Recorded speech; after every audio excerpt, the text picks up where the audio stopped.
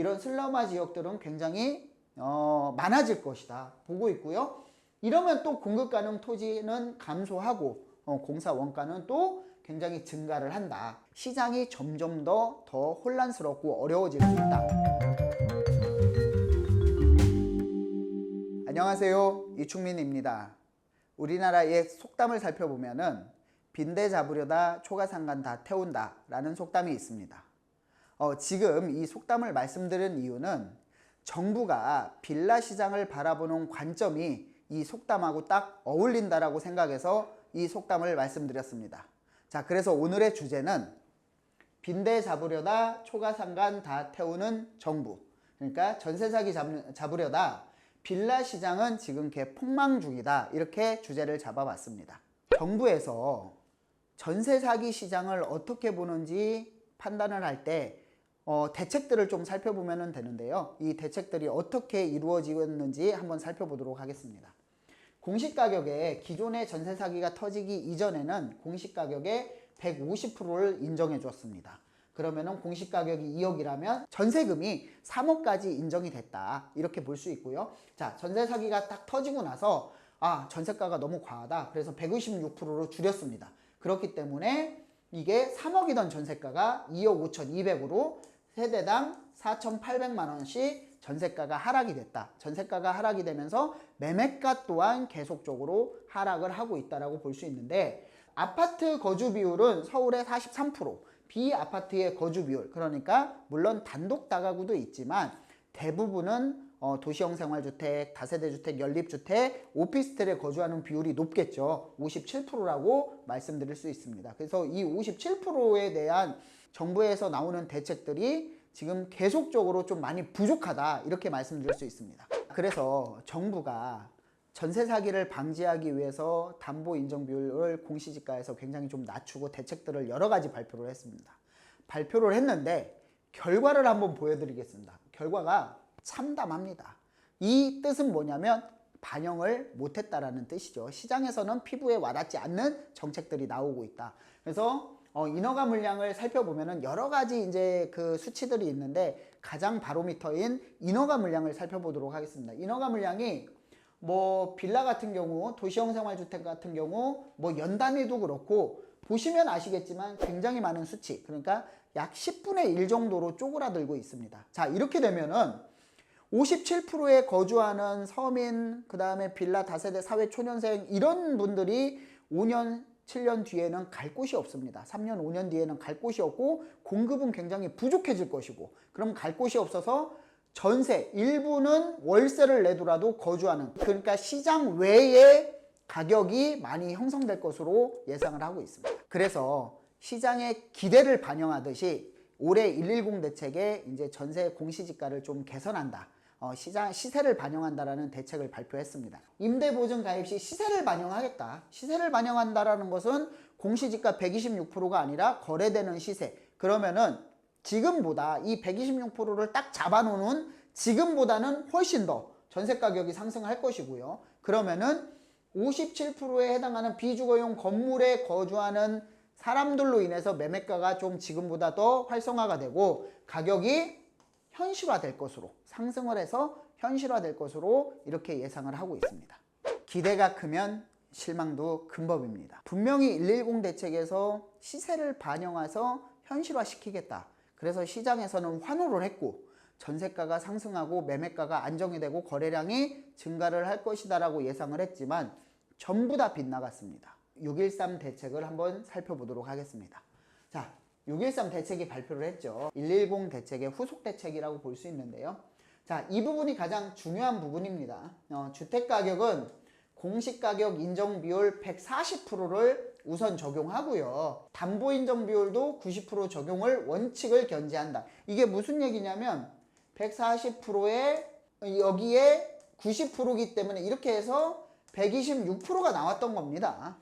그러면은 무슨 얘기냐면 126%가 바뀐 게 없습니다. 자, 여기에서 바뀐 게 없는데 다만 단서 조항을 하나 달았죠. 요게 이제 추가가 됐다라고 볼 수 있는데, 이 추가된 내용이 얼마나 어처구니 없는 내용인지 조금 이따가 말씀드리겠습니다. 공시가격 이의 신청을 먼저 합니다.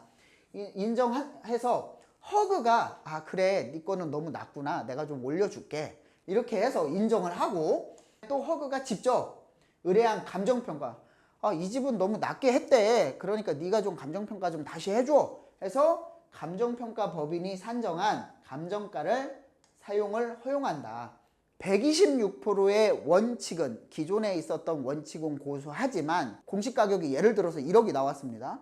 허그한테 너무 낮다 내 거는 그러면 다시 감정평가 받아볼게 그랬더니 1억 5천이 나왔어요. 그러면 1억 5천에 126%를 인정해 주는 겁니다. 과연 될까요? 제 생각은 조금 다릅니다. 그 이유를 좀 설명을 드릴게요. 감정평가 활용에 대한 문제점입니다.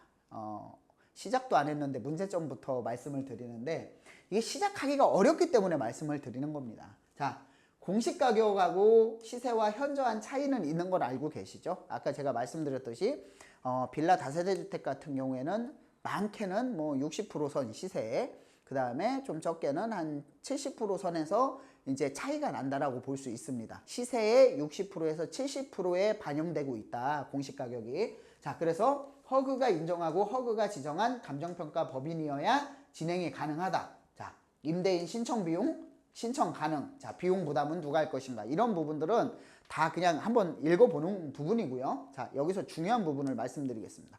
자, 공시가격 누가 정합니까? 국토교통부 장관이 정합니다. 허그는 공공기관이죠. 공공기관은 어디 산하 공공기관입니까? 국토교통부 산하 공공기관입니다. 예를 들어서 감정가, 공시지가를 국토교통부에서 고시를 했습니다. 고시를 했어요. 근데 난 공시가격이 너무 낮다. 허그한테 이의 신청을 했습니다. 이거를 그래 너께 너무 낮구나. 우리 상급기관인 국토교통부 장관님께서 지정한 이 금액을 내가 다시 감정받아서 네 거 적용해 줄게. 가능할까요? 물론 너무 현저하게 차이가 나는 부분은 가능할 수도 있지만 일부라는 겁니다. 극히 일부, 극히 소수라는 거죠. 그렇기 때문에 거의 현실에 맞지 않는 정책이다. 이렇게 말씀드릴 수 있고요. 이렇게 내용은 좀 뭔가 하나 한 것 같지만 결과적으로 시장에서는 이게 과연 시장에 먹힐 것인가? 이러면 어떡하나? 시장에서는 벌써부터 다시 대책이 또 나와야 되지 않을까? 이렇게 반응을 하고 있습니다. 그래서 이게 굉장히 좀 어처구니 없는 대책, 지금 실효성이 많이 없을 것 같은 그런 대책이 발표가 됐다. 이렇게 말씀드릴 수 있습니다.